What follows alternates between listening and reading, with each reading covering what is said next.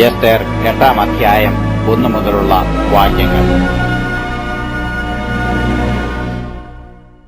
അന്നു അഹശ്വേരോശ് രാജാവ് യഹൂദന്മാരുടെ ശത്രുവായ ഹാമാന്റെ വീട് എസ്തേർ രാജ്ഞിക്ക് കൊടുത്തു.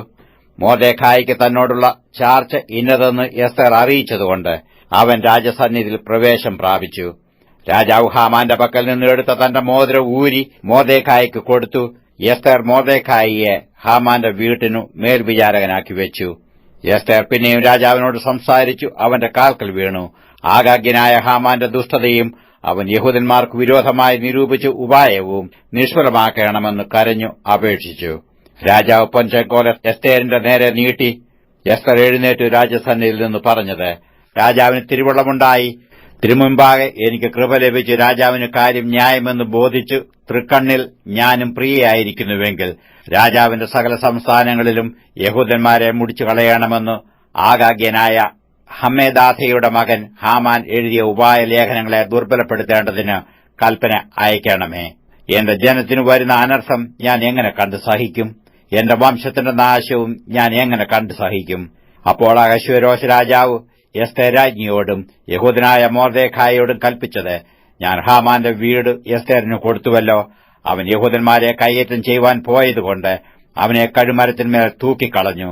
നിങ്ങൾക്ക് ബോധിച്ചതുപോലെ നിങ്ങളും രാജാവിന്റെ നാമത്തിൽ യഹൂദന്മാർക്കു വേണ്ടി എഴുതി രാജാവിന്റെ മോതിരം കൊണ്ട് മുദ്രയിടുകയും രാജനാമത്തിൽ എഴുതുകയും രാജമോതിരം കൊണ്ട് മുദ്രയിടുകയും ചെയ്ത രേഖയെ ദുർബലപ്പെടുത്തുവാൻ ആർക്കും പാടില്ലല്ലോ.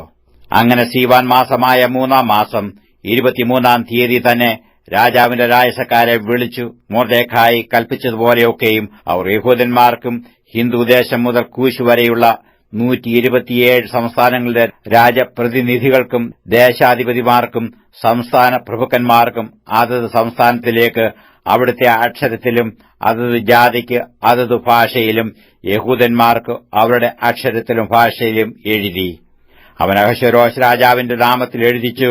രാജമോതിരം കൊണ്ട് മുദ്രയിട്ടു. ലേഖനങ്ങളെ രാജാവിന്റെ അശ്വഗണത്തിൽ വളർന്നു രാജ്യകാര്യത്തിന് ഉപയോഗിക്കുന്ന തുരകങ്ങളുടെ പുറത്ത് കയറി ഓടിക്കുന്ന അഞ്ചൽക്കാരുടെ കൈവശം കൊടുത്തയച്ചു.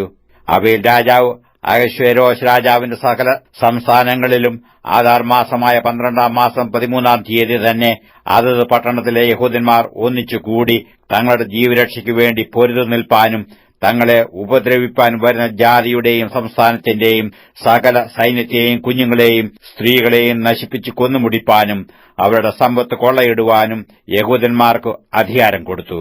അന്നത്തേക്ക് യഹൂദന്മാർ തങ്ങളുടെ ശത്രുക്കളോട് പ്രതിക്രിയ ചെയ്യുവാൻ ഒരുങ്ങിയിരിക്കണമെന്ന് സകല ജാതികൾക്കും പരസ്യം ചെയ്യേണ്ടതിന് കൊടുത്ത തീർപ്പിന്റെ പകർപ്പ് ഓരോ സംസ്ഥാനത്തിലും പ്രസിദ്ധമാക്കി.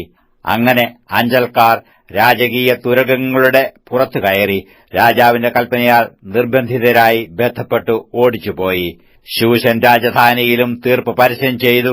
എന്നാൽ മൊർദെഖായി നീലവും ശുഭ്രവുമായ രാജവസ്ത്രവും വലിയ പൊൻകിരീടവും ചണൽ കൊണ്ടുള്ള രക്താംബരവും ധരിച്ച് രാജസന്നിധിയിൽ നിന്ന് പുറപ്പെട്ടു. ശൂശൻ പട്ടണം ആർത്ത് സന്തോഷിച്ചു. യഹൂദന്മാർക്ക് പ്രകാശവും സന്തോഷവും ആനന്ദവും ബഹുമാനവും ഉണ്ടായി. രാജാവിന്റെ കൽപ്പനയും തീർപ്പും ചെന്നെത്തിയ സകല സംസ്ഥാനങ്ങളിലും പട്ടണങ്ങളിലും യഹൂദന്മാർക്ക് ആനന്ദവും സന്തോഷവും വിരുന്നും ഉത്സവവും ഉണ്ടായി. യഹൂദന്മാരെയുള്ള പേടി ദേശത്തെ ജാതികളിന്മേൽ വീണിരുന്നതുകൊണ്ട് അവർ പലരും യഹൂദന്മാരായി തീർന്നു.